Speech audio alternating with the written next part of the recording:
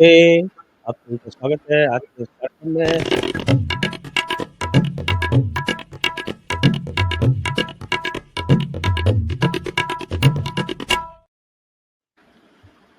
नमस्ते, आप सभी का स्वागत है आज के इस कार्यक्रम में और हमारे साथ जुड़ गए हैं आज कर्नल मयंक चौबे जी। आप तो मैं इंट्रोड्यूस कर चुका हूँ कर्नल मयंक चौबे को, एक्स आर्मी ऑर्डिनेंस कोर और कॉलमनिस्ट हैं, लेखक हैं और हमारे साथ जुड़े हुए हैं। तो आपका बहुत-बहुत स्वागत। सभी से अनुरोध है कि कृपया चैनल को सब्सक्राइब कर लें, वीडियो को लाइक कर लें और नीचे डिस्क्रिप्शन में जो लिंक दिया हुआ है उसके माध्यम से आप जा सकते हैं और ऑपरेशन सिंदूर की मर्चेंडाइज़ उपलब्ध है, उसे आप खरीद सकते हैं। तो स्वागत है आपका कर्नल चौबे। सर बहुत-बहुत धन्यवाद आपका सर। और जब हम इस समय बात कर रहे हैं तो इस समय पता चल रहा है कि रशियन मिसाइल्स जो हैं वो पूरे यूक्रेन पर बरस रही हैं बुरी तरह से और यूक्रेन ने एक बड़ा डेयरिंग ऑपरेशन कर डाला, ऑपरेशन स्पाइडर वेब। अब वो ऑपरेशन स्पाइडर वेब जिस तरह से हुआ, उसको देख के तो ऐसा लगता है कि साहब कि अगर ये आतंकवादियों के हाथ में ड्रोन्स अगर इस तरह के आने लगे, तो हमारे यहाँ तो जितने भी बेसेस हैं वो सब वहाँ रोहिंग्या और बांग्लादेशी आस-पास जो है वो बड़े स्ट्रैटेजिक रूप से बसाए गए हैं, तो साहब एक बड़ा खतरा हो जाएगा। उसके लिए भारत को क्या लेसन्स लेने चाहिए उससे और क्या करना चाहिए? सर सबसे पहले मैं शुरू करूंगा जो कि यूक्रेन पे जो हमला हुआ था, थोड़ी-सी रूपरेखा उसकी सर। सर जो ये हमला हुआ है, ये यूक्रेन की जो सीक्रेट सर्विस है, उसने 18 महीने से इसको प्लान करके रखा हुआ था सर। और 18 महीने की मेहनत में उन्होंने क्या किया था कि ट्रक्स के अंदर में वुडन केबल्स बनाए हुए थे सर और उसके ऊपर इन्होंने रखे थे अपने ड्रोन्स। इन ट्रक्स को संभवतः सर्बिया के बॉर्डर के अंदर से इन्होंने इसको पास किया और ये ट्रक जाकर इनके 4 अलग-अलग एयरफोर्स के ठिकानों के आसपास जाके पार्क हो गए और पार्क होने के बाद में सर रिमोट कंट्रोल की मदद से इन कंटेनर्स के ऊपर की जो वुडन रूफ थी उसको अलग किया गया और जब वो वुडन रूफ अलग हो गई तब वहां से ये कामिकाजी ड्रोन्स, सर इसका नाम है फर्स्ट पर्सन व्यू, एफपीवी, ऐसे कुल मिला के 117 ड्रोन जो थे उन्होंने वहां से फ्लाइट ली है सर ये। और इंटरेस्टिंगली सर ये मैं आपको बताता हूं कि ये 4 एयरफोर्स बेसिस थे और इनकी दूरी यूक्रेन की राजधानी कीव से जो थी वो कितनी थी। जैसे सबसे निकटतम बेस जो था वो दियागलेव एयरफोर्स बेस था, वो 640 मील की दूरी पर था यूक्रेन की राजधानी से सर। उसके बाद था इवानोवो एयरबेस जो कि 717 मील की दूरी पर था। तीसरे नंबर का बेस था सर ओलेनिया बेस, ये आर्कटिक सर्कल में है यानी रूस के उत्तरी छोर पर था और ये 1673 मील की दूरी पर था कीव से सर। सबसे इंपॉर्टेंट चीज है सर, इसका बिलाया एयरफोर्स बेस जो था वो 3454 मील की दूरी पर था कीव से सर, सर्बिया उसमें साइबेरिया के हाँ, वो तो बिल्कुल मंगोलिया बॉर्डर पे है वो, जी सर। सर मतलब कि 3500 मील अंदर जाकर सर ये उन्होंने कार्रवाई की। तो ये ट्रक जो है ये ट्रैवल करके इसके पास में गया, जैसा पहले हमने डिस्कस किया, इन्होंने जाकर हमला किया, कामिकाजी ड्रोन हैं सर। जो इन्होंने क्षति पहुंचाई है सर, तो इनका रशिया के कुल मिला के खबर आई है 41 विमान जो थे, उनके 41 विमान जो थे सर, उनके थे टुपल ऑफ वैरायटी थी जो कि बॉम्बर्स थे, लॉन्ग रेंज बॉम्बर्स थे, TU-95 और ये जो थे लॉन्ग रेंज न्यूक्लियर बॉम्बर थे, इसका कोड नेम था बियर। ये समाप्त हुए सर उसमें। टुपल ऑफ 22 TU-22 थे सर, इसका नाम था बैकफायर। ये थे सर फर्स्ट अटैक बॉम्बर्स जो थे इनके, वो गए। इनके साथ में A50 मेनस्टे नाम था इसका, ये कमांड एंड कंट्रोल जेट्स थे सर।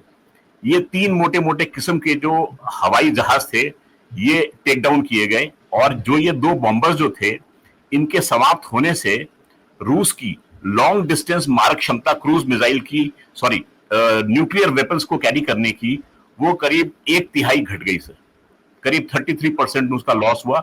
41 ऐसे विमान जो थे वो ले जाए गए। राष्ट्रपति पुतिन ने इमरजेंसी मीटिंग बुलाई। ये सब चीज का द्योतक है कि खतरा जो था वो बड़ा था सर। तो इन बॉम्बर्स को डूम्सडे बॉम्बर भी कहते हैं। ये उस रूस में अब बनने बंद हो चुके हैं सर। ये बने थे उस समय के लिए कि जबकि इनका टारगेट होते थे यूके और अमेरिका। तो ये बॉम्बर्स उस वैरायटी के थे और इस तरीके से इनको खत्म किया। टोटल इनकी जो कीमत थी वो $7 बिलियन थी, यानी कि पाकिस्तान का पूरा जितना भी जमा खर्च है वो एक बार में यूक्रेन ने समाप्त कर दिया रूस के अंदर। तो रूस काफी तिलमिलाया और जैसे आपने बोला है कि उसने मिसाइल बरसाई है, उसने मिसाइल के साथ साथ ये है करीब 146 ड्रोन्स को भी एम्प्लॉय करने की खबर थी और मिसाइल्स के साथ साथ उसके सर। तो लेटेस्ट सिचुएशन इस समय ये चल रही है सर।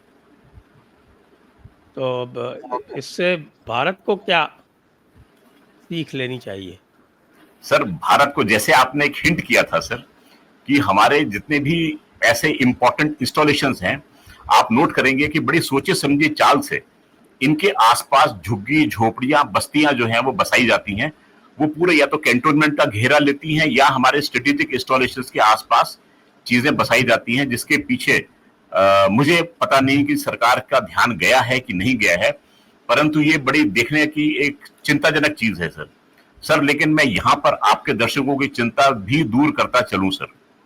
कारण ये है कि सर भारत के पास में जो हमारे पास में जिस प्रकार के इसके काउंटर मेजर्स मौजूद हैं, और ये जो इंफॉर्मेशन मैं आपसे शेयर करूंगा ये ओपन डोमेन में अवेलेबल है सर। मुझे कोई खुफिया जानकारी नहीं है, मैंने पूरी इंफॉर्मेशन जो है वो ओपन डोमेन से उठाई है सर। इसमें क्या आवश्यकता पड़ती है इस समय इस चीज को देखते हुए सर कि हमें अपने एयर डिफेंस सिस्टम्स को री इवेल्युएट करने की आवश्यकता है सर, कि हमारे पास में क्या क्षमता है और हम किस तरीके से इस घटना को अंजाम ना हो हमारे देश में हम क्या क्या कदम उठा सकते हैं। अभी हमने देखा कि सर पाकिस्तान की ओर से वेस्टर्न बॉर्डर की तरफ से 600 से अधिक ड्रोन्स और मिसाइल जो थी वो भारत में घुसने की कोशिश की उन्होंने। कुछ एक जो थी वो हमारे एयर डिफेंस को चकमा देकर लैंड कर गई है नीचे। जैसे आपको ध्यान होगा जम्मू के पास एक देवी का मंदिर था, उसके गेट पर जाके टकरा गई सर। वो नुकसान उसने कुछ नहीं किया लेकिन क्षति जो है वो गेट को पहुंची। तो ऐसा नहीं है कि चूक नहीं हो सकती, चूक हो सकती है। तो हमें रीइवैल्यूएट करने की आवश्यकता है कि हमारे इंस्टॉलेशंस किस प्रकार से सेफ हैं। तो सर इस समय जो दुश्मन है वो लो कॉस्ट एजाइल यूएवीज की मदद ले सकता है सर, यानी उसके लिए कीमत उसकी बहुत कम हो, वो बहुत जल्दी मैन्यूवर हो सकते हैं और जाकर टारगेट पे अपना एक्सप्लोसिव जो है वो इंपैक्ट कर सकते हैं। इसकी तोड़ जो है सर वो हमारे पास में ऑलरेडी मौजूद है। हमारे पास में एक भार्गवास्त्र के नाम से एक सिस्टम अवेलेबल है सर। जी जी जी बिल्कुल, इसकी बड़ी चर्चा हुई थी सर, जो इंडिजियसली डेवलप्ड है सर। ये जो है 2.5 किलोमीटर की परिधि को सिक्योर करता है सर। खास तौर से लॉइटरिंग एम्युनिशन जो कि कामिकाजी ड्रोन्स हमने देखे थे, ये उसके बरखिलाफ बड़ा बखूबी काम करता है। और इसकी खासियत ये है कि सर ये छोटी छोटी गाइडेड मिसाइल्स वो जो है टारगेट की तरफ मारता है और रॉकेट्स को मारता है। तो यानी अगर हमारे पास में स्वॉर्म ऑफ ड्रोन्स भी आता है, यानी बहुत झुंड आता है ड्रोन्स का, तो भी ये सिस्टम जो है वो 2.5 किलोमीटर की परिधि में सबको समाप्त करने में सक्षम है। तो हमें इस समय ध्यान रखना है कि चाक चौबंद रहना है, परंतु हमारे पास में सिस्टम्स जो है इसकी मार के लिए मौजूद है सर। हमारे पास दूसरा सिस्टम मौजूद है इंद्रजाल के नाम से सर। इंद्रजाल जो है जहां पर लोकेटेड होता है 360 डिग्री की पूरी परिधि को वो सिक्योर करता है और एक सिस्टम जो है वो करीब 4000 स्क्वायर किलोमीटर के एरिया को कवर कर लेता है सर। ये सिस्टम जो है अधिकतर जैसे हमारे न्यूक्लियर इंस्टॉलेशंस हुए वहां या फिर हमारी जो रिफाइनरीज होती हैं, क्रूड ऑयल रिफाइनरीज जहां मौजूद हैं, उसके आसपास ऐसे सिस्टम्स को एम्प्लॉय किया जाता है।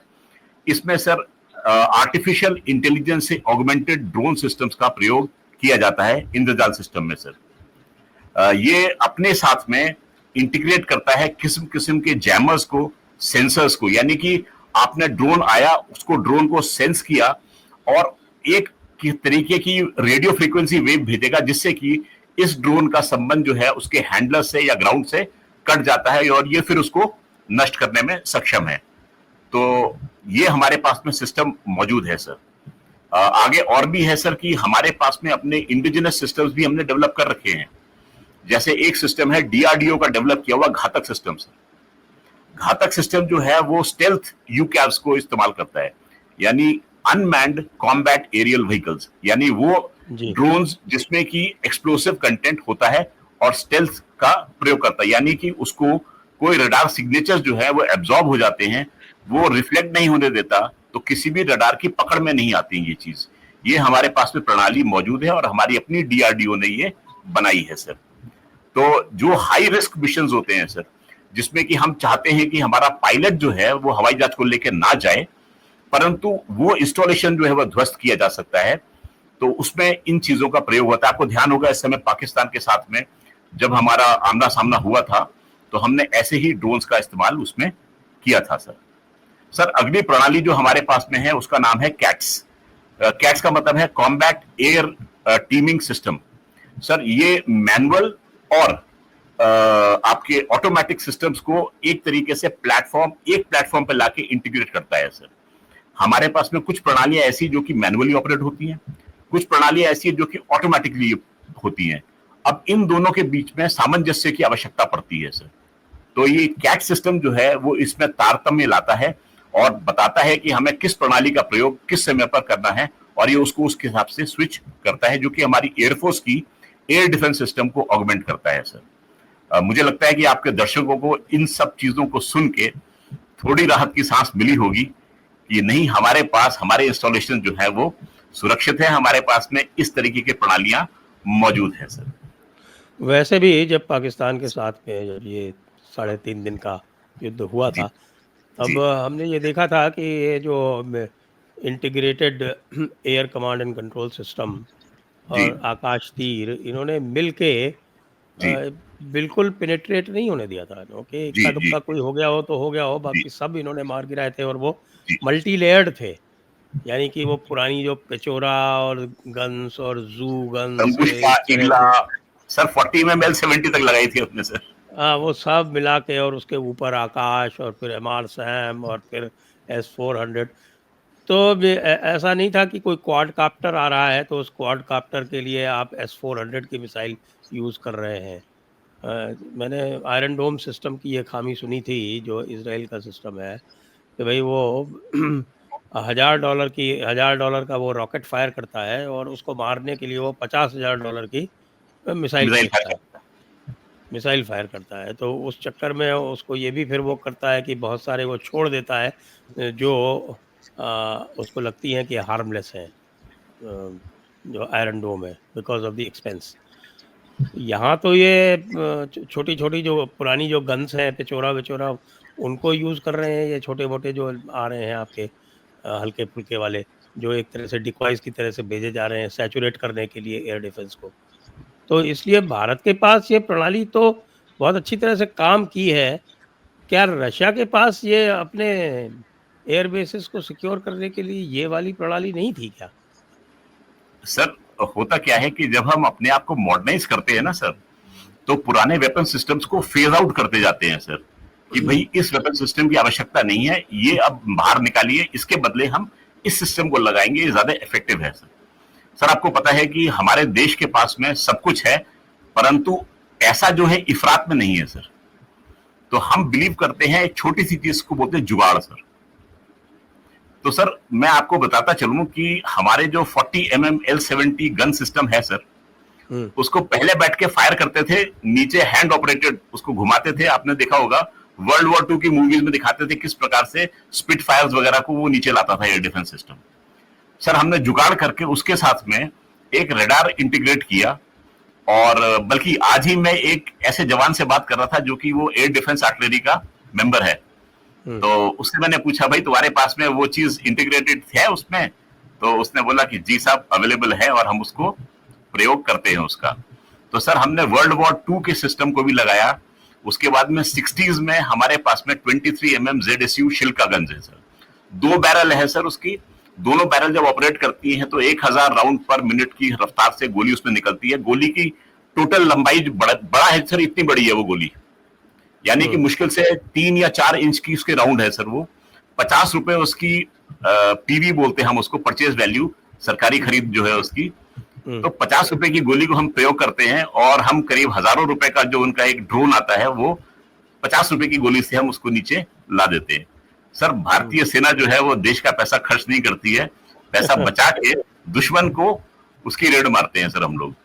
तो जब मैंने वो वेपन सिस्टम देखा सर, बचपन की पुरानी यादें ताजा हो गई इसको देखकर, कि हमने इस वेपन सिस्टम को उस समय देखा था, पढ़ा था, आज भी वो उतना ही कारगर है जितना उस समय था। रूस ने कदाचित ये गलती कर दी कि उसने अपने आप को मॉडर्नाइज करने के तरीके में शायद इन सिस्टम्स को वो कहीं इतर रख के भूल गया सर, और उसने अल्ट्रा मॉडर्न टेक्नोलॉजी को लाकर प्रोबेबली अपनी इसको प्रयोग में नहीं लाया। उस समय उनकी एयरफील्ड्स, जो 4 एयरफील्ड्स हैं, उसमें सुरक्षा प्रणाली किस प्रकार से थी सर, उसको मैं स्टडी कर नहीं पाया हूं। जैसे ही होता है तो फिर मैं आपको फीडबैक पक्का दूंगा उसका, कि सिस्टम क्या था और क्यों कर वो फेल हुआ है सर। जी, अब आपको क्या लगता है कि रशिया न्यूक्लियर वॉरफेयर की तरफ जाएगा? सर रशिया एस्केलेट जरूर करेगा सर, क्योंकि रशिया की तरफ से जो पहला बयान आया था, उन्होंने ये बोला था कि हमें पता लगा है कि ये ट्रक्स जो हैं वो सर्बियन बॉर्डर के थ्रू आए हैं।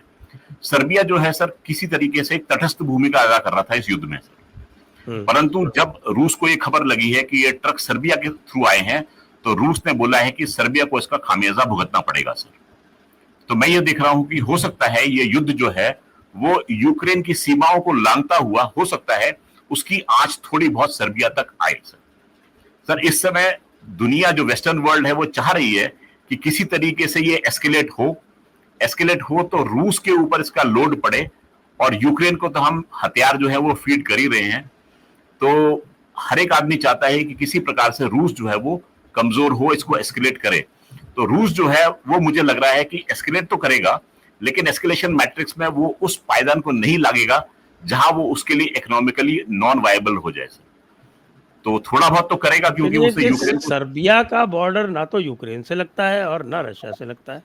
सर ये खबर रशिया ने क्यों दी कि सर्बिया से आए हैं वो ट्रक, वहां से होके आए हैं? ये पहला उनका रिएक्शन था सर जब आया था ये। मैंने खुद देखा सर, ऊपर से नॉर्वे लगा हुआ है उसके साथ में, नीचे से यूक्रेन है, सर्बिया कहां से आया? पर पहला बयान था सर, ये देख रहा था सर, कई लोग ये लिख रहे हैं कि भाई इनके बीच में ट्रेड जारी है और यूक्रेन से ट्रक जाते हैं रशिया में। हाँ जाते हैं सर, और रशिया से यूक्रेन में भी आते हैं सर। तो पर उन्होंने ये बोला है कि पता नहीं कैसे ये ट्रक सर्बियन रूट का नाम लिया। हो सकता है यूक्रेन से जो ट्रक आए सर, उसको रूस जो है वो बड़े बारीकी से उसकी जांच करके अंदर आने दी है, हो सकता है। परंतु अगर थर्ड कंट्री से आता है तो वो शायद सिक्योरिटी वहां पर लैप्स हो सकती है। ये सर कयास आ रही है, सोच रहा हूं मैं क्या हो सकता है। तो पर दिखता यही है कि ये यूक्रेन से डायरेक्ट रशिया में नहीं गया है, ये तीसरे रास्ते से अंदर गया है सर। हाँ, ये तो खैर चलिए, ये पता चलेगा निश्चित रूप से। लेकिन सर, आप इसके न्यूक्लियर वॉर में टर्न होने के कितने चांसेस आप देंगे? सर मुझे नहीं लगता कि सर रूस जो है वो उस लेवल तक जाएगा कि जहां पर उसको वो न्यूक्लियर बटन जो है वो दबाना पड़ जाए सर। मुझे I don't foresee that happening. Yes, escalation होगा सर, फ्रीक्वेंसी ऑफ अटैक्स जो होंगे वो बढ़ जाएंगे, कोलैटरल डैमेज भी बढ़ेगा उसमें, 100% है सर ये। लेकिन रूस जो है वो न्यूक्लियर थ्रेशोल्ड तक जाएगा ऐसी मुझे उम्मीद है नहीं सर।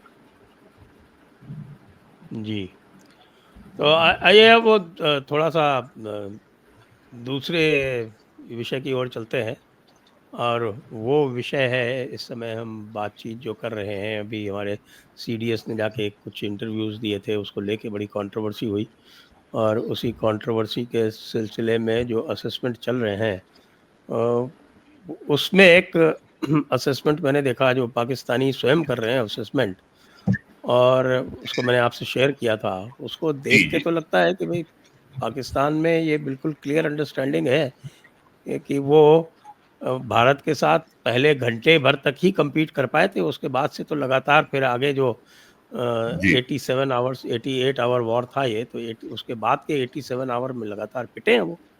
जी जी जी जी सर, जो उनका जो आर्टिकल आपने मुझे भेजा था सर, उसको पढ़ने से एक चीज सामने आई सर, कि इनिशियली जो हमने प्लान किया था उनके टेररिस्ट ठिकानों को नष्ट करने के लिए, सर उस समय पाकिस्तान जो था वो तैयार था बालाकोट की, जो उनका ऑपरेशन स्विफ्ट रिटॉर्ट जो था, उसको एक तरीके से दोबारा रिप्ले करने के लिए। उसको पता था कि भारत जो है वो अपनी एयरफोर्स की मदद लेगा, अटैक जो है वो हवा के जरिए आएगा। तो उन्होंने अपने सिस्टम को चाक चौबंद रखा था एंड दे न्यू कि भारत जो है वो स्टैंड ऑफ डिस्टेंस का फायदा उठाएगा, अपनी ही बाउंड्री से अंदर से अटैक करेगा।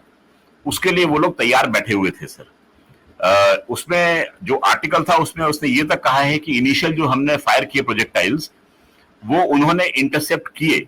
हमारी सुपीरियरिटी थी कि हम प्लेन्स को अपना एयरबोर्न नहीं कर पाए, क्योंकि उस समय ये बहुत तैयार बैठे थे उस चीज के लिए कि जैसे ही हमारा प्लेन एयरबोर्न होगा उसको ये टेक डाउन करेंगे। कदाचित जो सीडीएस ने बात कही है सर वो यही बात है कि वी वर डाउन, उनके शब्द थे we were down but we switched our tactics and then we had all the jets up in the air. ये उनका स्टेटमेंट था सर। तो when he said we were down, तो इनिशियल 1 घंटा जो जैसे आप बता रहे हैं और जो उस आर्टिकल की एनालिसिस से निकल के आया है, उस 1 घंटे में हम जो थे पाकिस्तान की एक तरीके से टोह ले रहे थे सर कि उनके सिस्टम्स कहां कहां पर हैं और हम कहां पर वल्नरेबल हो सकते हैं अगर हमने अपने आप को उनकी आंखों में लाए दृष्टिगोचर हुए अटैक करने के लिए। क्योंकि सर जब आप अटैक के लिए जाते हैं तो आपको अपने डिफेंसेस जो होते हैं वो डाउन करने पड़ते हैं सर। तो वो एक टाइम होता है जबकि आपका एयरक्राफ्ट जो है वो टारगेट पे निगाह रखा हुआ है, लेकिन आपके ऊपर लॉक ऑन करके कोई भी चीज अटैक कर सकती है। तो वल्नरेबिलिटी वहां बढ़ती है। उसको देखते हुए जहां तक मेरा ख्याल है सीडीएस के ये अल्फाज थे कि इनिशियली वी वर डाउन। लोगों ने उसका ये मतलब निकाला कि हमारे जो है वो तैयारे जो है वो नीचे गिर गए या कोई उसको शूट डाउन कर दिया। ये लोगों ने उसका मतलब निकाला क्योंकि हम जो थे वो ये सुनना चाह रहे थे जो हमारे दिमाग में उस समय चल रहा था। हमारे से मेरा तात्पर्य है उन शक्तियों का जो चाहते थे कि भारत के कुछ प्लेन्स जो हैं वो नीचे गिर जाएं। एक श्रीमान जी ने ट्वीट की है और श्रीमान जी जो है वो हमारे एलओपी हैं। उन्होंने ये लिखा कि how many planes were down, यानी उन्होंने मन तो बना लिया था कि गिरे तो हैं, अब कितने गिरे हैं वो आप बता दीजिए। प्रश्न अगर उनका ये होता कि क्या हमारे गिरे हैं, ये होता एक इंटेलिजेंट क्वेश्चन सर। परंतु आपने ये पूछा कि कितने गिरे हैं, इसका मतलब आपने मन में बैठा लिया कि गिरे हैं हमारे, अब तुम बताओ कितने गिरे हैं। तो ये थोड़ा सा छोटी राजनीति का एक उन्होंने परिचय यहां पर दिया सर। इतने बड़े नेता जिनका की कद इतना है उनसे एक्सपेक्ट ये करते हैं कि प्रश्न जो था वो इंटेलिजेंट होता सर। वो कहीं मुझे इंटेलिजेंट दिखाई नहीं दिया, तो बड़ा अफसोस सा हुआ देख के उस चीज को कि ये क्या प्रश्न क्यों करते हैं सर। पता नहीं क्यों मन करता है कि सर वो एक राहत इंदौरी का, पता नहीं मैंने आपसे शेर जो था वो साझा किया कि नहीं किया सर, कि हाथ में खंजर आंखों में पानी चाहिए, हाथ में खंजर आंखों में पानी चाहिए, खुदा दुश्मन भी मुझे खानदानी चाहिए। तो सर जो मेरे देश से दुश्मनी दिखा रहा है सर, कम से कम खानदानी तो हो सर वो। तो बस सर ये है, मतलब ऐसी सोच को तो दूर से प्रणाम, और मैं अपना रास्ता वहां से बदल लूंगा कि भाई मुझे ऐसे दुश्मन की भी आवश्यकता नहीं है सर। तो जिस समय और आपके ये जब जिसकी आर्टिकल की मैं बात कर रहा हूँ, दर्शकों से बताना चाहूंगा कि इस आर्टिकल का लिंक मैं आपको डिस्क्रिप्शन में दे दूंगा, आप स्वयं उसको पढ़ सकते हैं। तो वो पहले घंटे के बाद की जो भी बातें करता है उससे तो ये लगता है कि साहब कि पाकिस्तान तो कभी भी मैच नहीं कर पाएगा। जैसे एक जो विशेष कारण बताया कि साहब स्ट्रेटेजिक डेप्थ नहीं है हमारे पास, ज्योग्राफी जो है वो हमारे खिलाफ है। तो अगर ज्योग्राफी खिलाफ है तो खिलाफ है, स्ट्रेटेजिक डेप्थ तो कभी भी नहीं आ पाएगी। वो पंजाब की जो स्ट्रिप है 250 किलोमीटर की, तो वो तो 250 किलोमीटर की रहनी है। बिल्कुल बिल्कुल सर। उसमें सर वो बात करता है कि ये जो HQ9 और दूसरा वो HQ कौन सा BE था 16, तो सर ये सिस्टम जो बने थे ये बने थे चाइना के लिए सर, जिसके पास में स्ट्रेटेजिक डेप्थ मौजूद है सर। बॉर्डर से उसके जो इंस्टॉलेशन VAs एंड VPs जो है वो बहुत अंदर की तरफ है सर। तो उसके इस सिस्टम के जो प्रोजेक्टाइल्स को रिएक्ट करने का टाइम, डिटेक्शन एंड एंगेजमेंट का टाइम जो होता है वो बहुत कम विंडो होता है सर। अगर आपके पास में डेप्थ नहीं है तो वो विंडो और कम हो जाती है। तो पाकिस्तान के लिए वो विंडो थी 6 से लेकर 20 किलोमीटर की सर। और अगर आपके पास में मैक 5 पे चलने वाली मिसाइल है तो 6 से 20 किलोमीटर का डिस्टेंस जो है वो चुटकियों में पूरा कर जाती है सर। तो इसीलिए इनके ये सिस्टम जो थे वो कारगर सिद्ध नहीं हुए हमारे सिस्टम्स के लिए सर, क्योंकि 6 से 20 किलोमीटर जब तक वो डिटेक्ट करके रिएक्ट कर पाते, हमारा प्रोजेक्टाइल उनके देश में अंदर तक मार करने के लिए तैयार हो चुका था सर। तो उनके पास में ये स्ट्रेटेजिक डेप्थ नहीं थी। अब वो कहां से डेप्थ लाएंगे मुझे पता नहीं, क्योंकि पहले तो अफगानिस्तान में उनको डेप्थ दिखाई दे रही थी, परंतु अब तो अफगानिस्तान भी हाथ से चला गया। अब तो बलूचिस्तान जाने को तैयार खड़ा है सर, वहां से खैबर पख्तूनख्वा खड़ा है।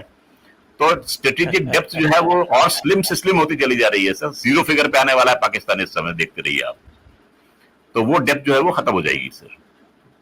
हाँ पर एडवांस एक जो सर इसका हेडलाइन दिया उसने, when advanced air defence meets sir geographical reality. Realities, हाँ जी सर। तो this is the geographical reality जो आपने बताई है सर। पर एक और खबर आई है सर, आज अभी अभी मैं पढ़ रहा था कि पाकिस्तान के गिलगित बाल्टिस्तान के इलाके में Chinese and Pakistani pilots they have carried out a trial flight sir. वो J-35 अल्फा का उन्होंने ट्राई किया है उसकी फ्लाइट को, और उसको इनके एवैक सिस्टम से इंटीग्रेट करने की कोशिश उन्होंने की है सर। ये खबर जो है ये मेरे पास में आई है, वो उसको मैं थोड़ा डेवलप कर रहा हूं, देखता हूं कि वो कितना सक्सेसफुल था, क्या था। परंतु अभी अभी सर ये मुश्किल से 5 या 10 मिनट पहले मैं पढ़ा है इसको कि ये आई है कि इनके पायलट्स ने इसको ट्राई किया है। तो जो ये बात बोल रहे हैं कि उसको फास्ट ट्रैक करेंगे और $40 मिलियन में उसको वो J-35 देने का प्लान कर रहे हैं, ये उस पर अमल करने के लिए आमादा हैं, क्योंकि इनको ये विमान जो है वो बेचना है सर, और पाकिस्तान उसको टेस्ट करेगा और वो नीचे भी गिरेगा। टेस्ट नहीं करेगा, उसका टेस्टिंग ग्राउंड होगा, और फिर जब वो पिट जाएगा, तो फिर चीन रोएगा।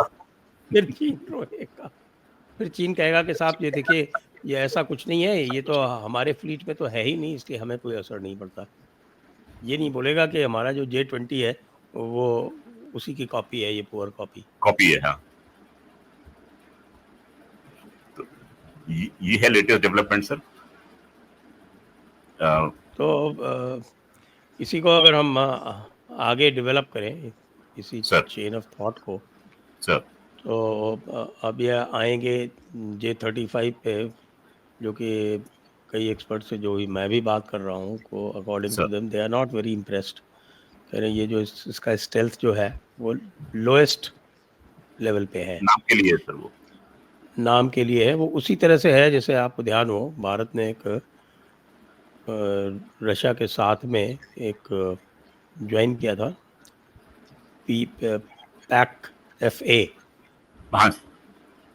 जो डेवलपमेंटल प्रोग्राम था और 5th जनरेशन फाइटर का, उसको ज्वाइन किया था। फिर बाद में इंडिया ने ये कह के छोड़ दिया था कि साथ ही इसमें जो स्टेल्थ का जो हम कंपोनेंट चाहते हैं वो नहीं है। उसी को उन्होंने वो Su-57 में डेवलप किया। Su-57 का जो लेवल ऑफ स्टेल्थ है वो कंपेयर टू F-35 या F-22 बहुत लो है जी। तो J-35 भी उसी क्लास का है। मैंने कई लोगों से बात की, वो ये कहते हैं कि साहब कि जो हमने जो सुपर सुखोई बनाया है, Su-30 MKI को आगे बना के जो हमने उसको सुपर सुखोई में डेवलप किया है, it is as good as Su-57। Is it correct? जी जी, बिल्कुल बिल्कुल सही है सर। प्लस सर आप ध्यान करेंगे, आप ही ने खुद मुझे बताया था कि बैंगलोर की एक फर्म ने ऐसा रडार विकसित कर लिया है और वो रडार पहुंच भी गया है, जो कि इस स्टेल्थ कैपेबिलिटी के खिलाफ जो है वो कारगर सिद्ध हो रहा है सर। बिल्कुल बिल्कुल तो बिल्कुल। आप चाहे 35 ले आइए चाहे 45 ले आइए सर, हमारे पास में वो तकनीक मौजूद है। तो भारतीय जो नागरिक हैं वो आराम से सो सकते हैं, क्योंकि हमारे पास में वो तकनीक है, चाहे वो स्टेल्थ को लेकर आए चाहे स्टेल्थ के पिताजी को लेकर आए, हम उसको भांप लेंगे, उसके सिग्नेचर्स को पढ़ लेंगे, और बाकी हमारी एयर डिफेंस जो है उसको नीचे लाने में सक्षम है सर। और बाकी हमारे एमका पे तो काम चल ही रहा है सर। एमका पे तो काम चल ही रहा है, और अब तो इंजन्स वगैरह भी खूब सारे ऑफर आ रहे हैं। आज मैंने देखा जापानीज इंजन भी ऑफर हो गया, जो कि काफी पावरफुल है, 197 किलो न्यूटन। सर मुझे लग रहा है कि अब जो है वो जी का 414 है, उसके रेट कम होंगे सर, और वो हमें सस्ते में ऑफर होएगा। आप देखते रहिए सर। आप हमें लेना ही नहीं चाहिए इनको, तो ये इतने अनरिलायबल लोग हैं कि इनके साथ में तो डीलिंग ही नहीं होनी चाहिए। अपाचे आज तक नहीं दिया ना। तो और अब भारतीय वायुसेना कह रही है कि हमारा प्रचंड अपाचे से बेटर है। आई डोंट नो, बेटर है। आप बता सकते सर। सर अब हमें अपाचे चाहिए ही नहीं, अपने पास रखे रहो, प्रचंड हमारा उससे बेटर है। सर सबसे अच्छी बात यह है सर कि जो भारत में जो टेक्निक डेवलप होती है सर वो रगडाइज होती है सर। अमेरिका जो है वो बहुत ही सोफिस्टिकेटेड चीज बनाता है, लेकिन वो रगडाइज नहीं होता सर। वो हमारी हार्श क्लाइमेट के लिए वो सूटेबल नहीं होता। उसके बरखिलाफ जो रशियन इक्विपमेंट है वो बहुत रोबस्ट बनता है सर। तो भारत जो चीज डेवलप करता है वो बहुत ही रोबस्ट और रगडाइज होती है, जो कि रेगिस्तान में काम करती है, जो बर्फीले क्षेत्र में सियाचिन में काम कर सकती है, जो बारिश के इलाका में काम कर सकती है, जो रन ऑफ कच्छ के सूखे इलाका में काम कर सकती है। तो हमारा इक्विपमेंट जो है सर इन सब जगह पर टेस्ट होता है और फिर जाके इंडक्ट होता है आर्म फोर्सेस में। तो जो हम सिस्टम यूज करते हैं उसमें रोक पड़ना या उसके अंदर फॉल्ट आना का चांसेस जो है वो बहुत ही मिनिमाइज्ड होते हैं, क्योंकि जब हम उनको इंडक्ट करेंगे तो हम इन सब चीजों पे जाके उसको एक्सेप्ट करते हैं सर। तो जो आप बोल रहे हैं कि हमारा जो सिस्टम है वो अपाचे से बेहतर है, मैं उस बात को मानने को बिल्कुल तैयार हूं कि yes we are much better sir. हम अपने आप को थोड़ा सा कम आंकते हैं sir. We punch below our weight, जो कि अजीत डोभाल जी ने बोला था कई साल पहले sir. We should at least punch at our level, if not above Yes. our weight. We should raise our level and punch at our level sir. At our level का इतना तो मिनिमम होना चाहिए सर। बाकी तो इस बार पाकिस्तान हमने बार कर बार दिया यही सर। कोशिश करता रहता है कि पंच अबव इट्स वेट और मार खाता जी रहता है, सर सर सर। इसलिए वो भी एक रिस्की प्रोपोजिशन रहता है। ये जो डेवलपमेंट हो रहे हैं स्पेशली एयरक्राफ्ट्स, जहाँ तक एयरक्राफ्ट्स और एयर डिफेंस में जो डेवलपमेंट हो रहे हैं, आपको लगता है कि कुछ दिनों में ये फाइटर एयरक्राफ्ट और जैसे वो लॉन्ग रेंज बॉम्बर जो हैं, वो लॉन्ग रेंज बॉम्बर की क्या यूटिलिटी है? वो तो अगर आज की डेट में यूके या जर्मनी के ऊपर करने के लिए चलेगा, तो वो तो 1000 किलोमीटर पहले डिटेक्ट हो जाएगा। वो बिल्कुल कौन उसको अलाउ करेगा कि वो बॉम्ब जो है वो जाके उनके ऊपर डाल दे? गिरा दे सर वो। इसी सर तरह से अभी फाइटर्स जो है वो सब अब बीवीआर, कोई आपके 150 किलोमीटर, 200 किलोमीटर, 300 किलोमीटर की बीवीआर अगर आप यूज़ कर रहे हैं, तो डॉग फाइट का ज़माना तो ख़त्म हो गया। और फिर तो ये पूरी एक टेक्नोलॉजिकल रेस हो गई कि साहब आप 300 किलोमीटर वाली रेंज में हो तो उसके पीछे रहो, सामने वाला अगर 300 किलोमीटर की रेंज में है, 150 किलोमीटर की रेंज पे तो उसके पीछे रहो। तो बिल्कुल ultimately what is the use of the fighter aircraft in the future war? Sir. Future war में सर मुझे लग रहा है कि दी एसिमेट्रिक वॉरफेयर का जो एलिमेंट है ना सर, वो बड़ा इंपॉर्टेंट पार्ट प्ले करेगा सर। जैसे इस बार हमने देखा यूक्रेन का जो था, तो इंटीग्रेटिंग दीज टेक्नोलॉजीज जो कि कन्वेंशनल सिस्टम्स के अगेंस्ट में जाती हैं और एसिमेट्रिक वॉरफेयर की परिधि में आती हैं, वो अधिकतर यूज की जाएंगी सर। जैसे ड्रोन्स जो थे वो इस बार हमारे और पाकिस्तान के बीच में जो था वो बहुत यूज किए गए हैं सर। हमने भी यूज किए, उन्होंने उसको बहुत कोशिश की, पर वो उसको सक्सेसफुली यूज नहीं कर पाए। हमारे जो थे वो बड़े सक्सेसफुल थे। हमने वीडियो देखे थे किस तरीके से वो जाके अपने आप को वहां पर गिरा रहे थे और किस तरीके से तबाही मचा रहे थे। तो मुझे ये लगता है कि सर देखिए ह्यूमन एलिमेंट वॉरफेयर में से जा नहीं सकता सर, वो रहेगा। तो at one point of time आप ह्यूमन एलिमेंट जो है वो बहुत ही क्लोज एयर कॉम्बैट में काम में ला सकते हैं सर, उसको डॉग फाइट में एंगेज करना उसमें। बट जहां लंबी दूरी की बात आई, जहां पर आप ज्यादा एक्सपोज होते हैं सर, उसमें आप जो है वो यूज नहीं करेंगे ऐसी चीज का। वहां पर जैसे वो हमारा डीआरडीओ को बनाया हुआ घातक जो है वो काम करेगा, जो कि अनमैन्ड यूकैप जो है सर, वो हम उसको ज्यादा एम्प्लॉय करेंगे, ये मुझे दिखता है सर। तो इसलिए आप देखिए हम कोई ज्यादा जोर लगा नहीं रहे, हम अपना सिस्टम खुद डेवलप कर रहे हैं एम का। हमने F-35 को तो खैर परे कर ही दिया है, Su-57 जो है उसको भी हमने थोड़ा सा अलग करके रखा हुआ है, पर हम अपना एम का जो है उसको आगे डेवलप कर रहे हैं। तो हम अपना डेवलप करने के साथ साथ इन चीजों पे और काम कर रहे हैं सर। तो कहीं जो है वो ह्यूमन एलिमेंट जो है इस वॉरफेयर से थोड़ा सा कम होगा, जाएगा तो नहीं, ऐसा तो नहीं है कि बिल्कुल चला जाएगा, परंतु ये जो सिस्टम है आर्टिफिशियल इंटेलिजेंस जो है वो आपके मैनुअल प्लेटफॉर्म के साथ में इंटीग्रेट होकर ऐसा प्लेटफॉर्म जो है वो यूज में आएगा, ऐसा मेरी मान्यता है सर। एक और ये भी सूचना आ रही है कि पाकिस्तान का एक प्रोमिनेंट डिफेंस एनालिस्ट है बिलाल खान जी, वो ये कह रहा है कि claims of destroying India S-400 and BrahMos units mere propaganda. जी जी हम तो जी जी जानते ही हैं, लेकिन अब पाकिस्तान में भी लोग ये एडमिट करने लगे हैं, ये बड़ी बात है। जी। सर बड़ी मजे की बात ये होती है कि सर कि पाकिस्तान जो प्रोपेगेंडा चलाता है उसको एक पाकिस्तानी ही ध्वस्त करता है सर। सर आपको ध्यान होगा कि जब ये केस हुआ था मुंबई का सर, हाँ 26/11 जी, का, हाँ जी, तो जब हमने कसाब को पकड़ा था और पाकिस्तान साफ तौर से डिनाई कर रहा था कि भाई ये हमारा आदमी नहीं है, तो उनका जियो टीवी नेटवर्क जो है उसके घर में फैसलाबाद में पहुंच गया और उन्होंने दिखा दिया उसको सर। तो पाकिस्तान डिनाई करता रहेगा, लेकिन आउट ऑफ एक्सूबरेंस इन्हीं का कोई बंदा जो है वो आएगा और इनके सारे खुलासे करके इनके प्रोपेगेंडा को ही ध्वस्त कर जाएगा। तो हमें सिर्फ थोड़ा सा पेशेंस रखने की जरूरत है। अब आप देखिए इस पूरे युद्ध में जो कि 88 घंटे वाला जो था सर, अधिकतर हमारे पास में वीडियो जो थे वो पाकिस्तानियों के शूट किए हुए थे सर, हाँ बिल्कुल बिल्कुल बिल्कुल जो इनके बिल्कुल। एयर बेसिस के दिखा रहे थे, हालात सब कुछ दिखा रहे थे और वो हमारे पास में छन छन के आ रहे थे सर। और हमने उन्हीं वीडियोस की मदद से दुनिया को बताया कि भाई देखो ये है आपकी इस समय एयर बेसिस की हालत। बीबीसी की कॉरेस्पॉन्डेंट पहुंच गई, उन्होंने नूर खान एयरबेस का पूरा विवरण दे दिया सर। तो सारे के सारे इनके अपने वीडियोस जो हैं वो हमारे जो हैं वो हेल्प कर रहे थे। इससे पहले कि ये जागे इनके लोगों ने इनकी पोल जो है वो खोल डाली।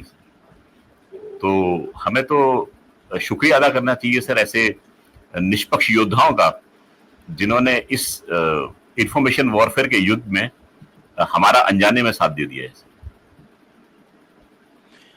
अब आगे क्या देखेंगे? कल जो है वो शांग्रीला में उनके जो ज्वाइंट चीफ्स ऑफ स्टाफ हैं वो बोल गए कि साहब कि वो ये तो एक्ट ऑफ वॉर है, वॉर है। हमारे पानी का रेगुलेशन करना, पानी को रोकना। और हम तो कह रहे हैं कि भाई एक्ट ऑफ वॉर है, वॉर वॉर खेलो, आओ। ऐसा इतना क्यों हमको तरसा रहे हो? हम तो वेट कर रहे हैं कि तुम लोग कुछ करो, तुम लोग कुछ कर ही नहीं रहे हो। सर मिर्जा साहब के तेवर जो शुरू शुरू में थे वो बहुत तगड़े थे सर, और जैसे जैसे उनका व्याख्यान समाप्ति की ओर आने लगा सर, हाँ, उन्होंने फिर ऑलिव जो ट्विग थी वो थमानी शुरू कर दी थी। आपने नोट किया होगा सर, शुरू में तो मैंने पूरा बिल्कुल नहीं सुना, मैंने केवल क्लिप देखी है, तो आप बताएं इसके हाँ बारे में। सर आप उसको पूरा सुनिएगा, बड़ा इंटरेस्टिंग है सर। वो शुरू में जब आते हैं तो जैसे होता है ना सर, ट्यूटर्ड एक तोता होता है उसको रटा के भेजते हैं सर, पर तोता जो धीरे धीरे रटने की जो है उसकी क्षमता खत्म होती जाती है और उसके अंदर की असलियत जो जागती है, तो towards the end you will find that he is handing over a olive twig sir. उसको उसको देखिएगा सर, उसमें बड़ा इंटरेस्टिंग उनका है। तो खैर उनकी इसके लिए काफी मजाक भी बन रही है उनकी कि क्या बोल के गए हैं वो, and ultimately he has accepted the fact कि हमारा जो था वो भारत ने बुरा हाल किया हुआ था सर।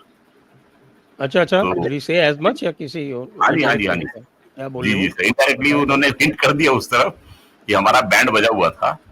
और सर अब उनके नजम सेठी जो है सर, महान पत्रकार, उन्होंने तो समा टीवी के स्टूडियो में बैठ के बोल ही दिया सर कि हम चाह रहे थे कि अमेरिका जो है वो बीच में आए और मध्यस्थता करे। दिस इज ए स्टेटमेंट जो उन्होंने समा टीवी के स्टूडियो में बैठ के, एक महिला है सर जिनके हस्बैंड जो है वो क्रिकेट वो है यूट्यूबर हैं, तो ये महिला से बात करते वक्त नजम सेठी जी ने खुल के बोल दिया कि हम तो चाह रहे थे कि अमेरिका जो है वो बीच में आए और ये वो करे, तो अमेरिका ने वो कर दिया और भारत को इसका शॉक लगा। That is what he said sir. तो कर वो दिया तो सर देखिए, उन्होंने। उनकी तो हमेशा से यही रही है कि वो किसी न किसी ये इक्विवेलेंस सीख करते हैं कि साहब कि भारत के साथ जो है वो हम हाइफनेटेड रहे, कुछ भी हो जाए। जी जी उनको जी एक वो पुराना आज का ही नहीं, वो जिन्ना के टाइम का ही है। जब जिन्ना ने भी पार्टीशन मांगा था तो ये कहा था कि साहब कि Muslims are and Muslims are a separate, खाली ये नहीं कहा था कि Muslims are a separate nation, ये कहा था ना Muslims are a separate and equal nation. Equal nation. तो हम लोग, हमारे जो एनालिस्ट हैं, जब वो ये सारी चीज़ें एनालाइज करते हैं तब वो भूल जाते हैं कि ये सेपरेटिज्म के साथ साथ अपनी जो है वो हमारी एक अलग आइडेंटिटी है, उस सेपरेट आइडेंटिटी के साथ साथ ये जो इक्वालिटी वाला फेटिश है वो उतना ही स्ट्रांग है। अगर सर आप आपको अगर उनको ये लग जाए कि भाई दे आर नॉट इक्वल, या कोई कह दे कि they are not equal, India is superior, तो उनका जो रीजन फॉर एग्जिस्टेंस है वो खत्म हो जाएगा। सर नजरिया हमारे देश पाकिस्तान का वो बेसिक एक प्रीमाइस है।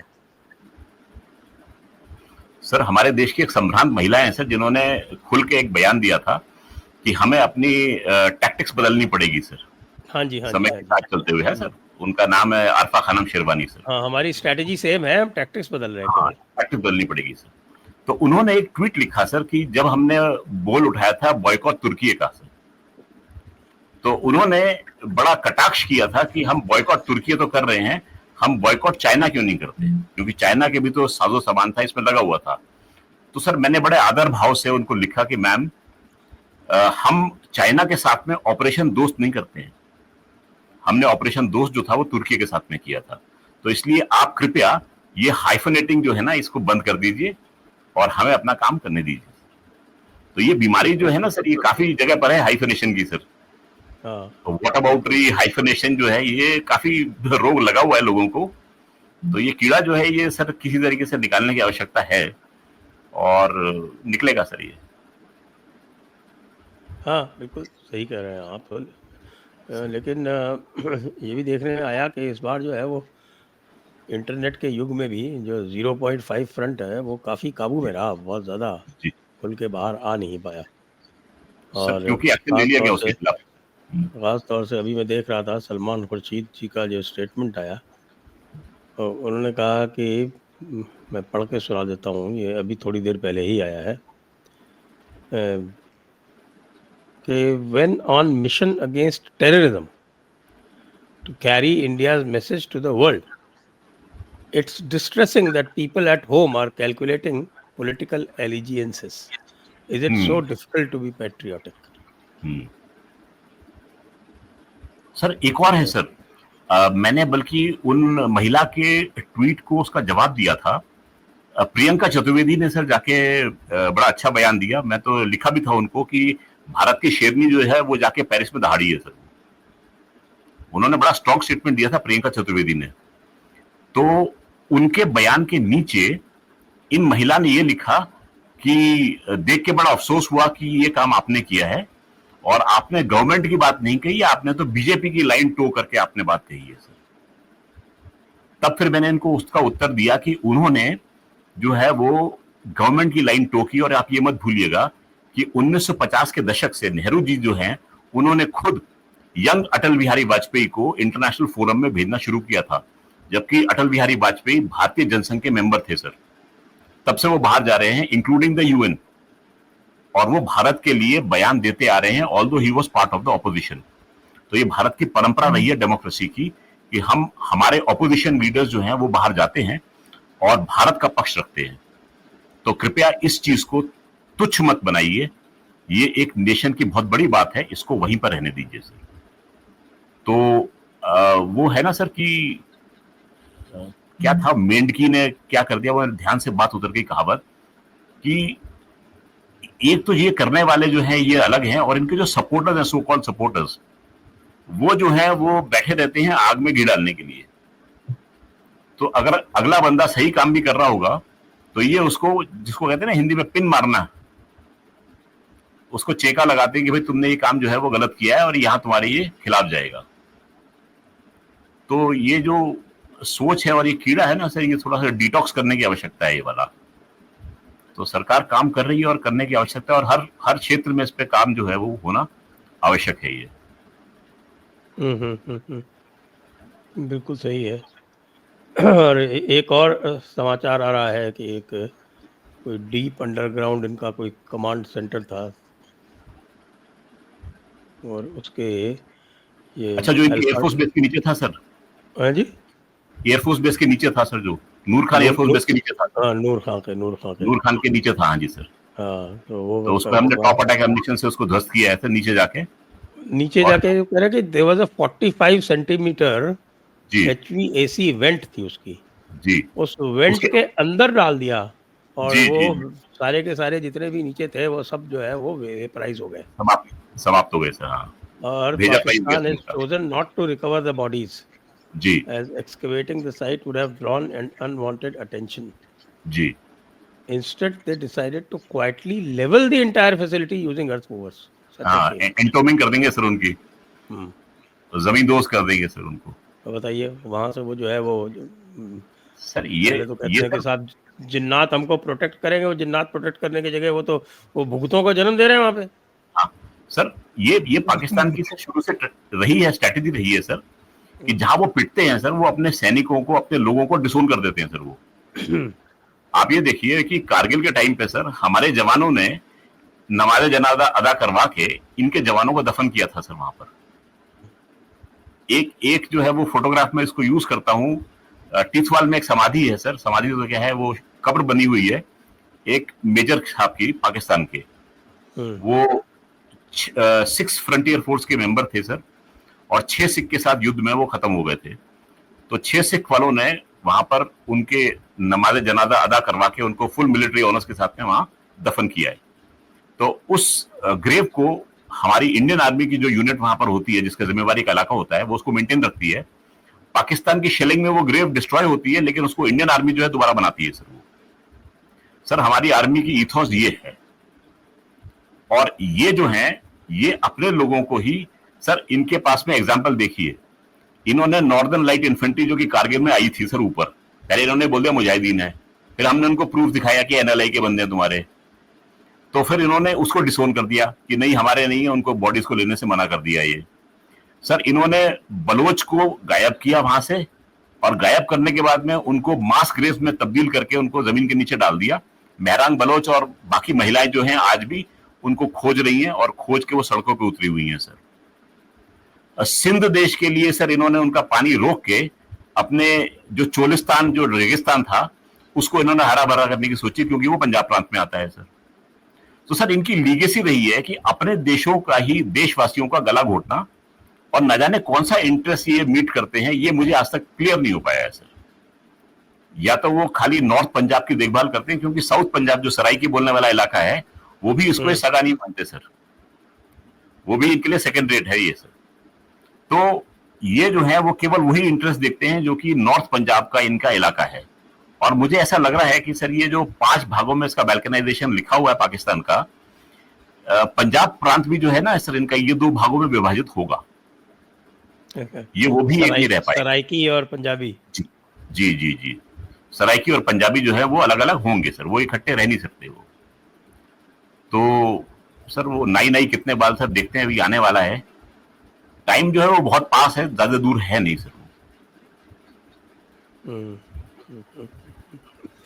बिल्कुल सही है। तो आइए आज की चर्चा को यहीं पर विराम देते हैं। सभी दर्शकों को बहुत बहुत धन्यवाद।